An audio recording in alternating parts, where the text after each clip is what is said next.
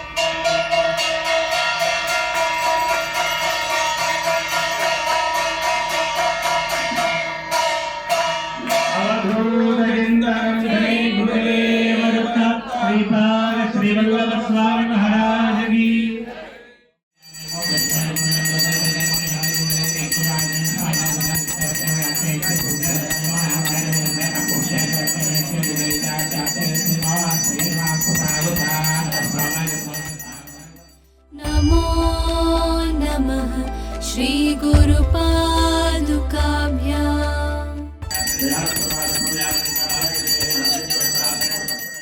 नालीकनिकाश पदाहृताभ्याम् नानाविमोहादि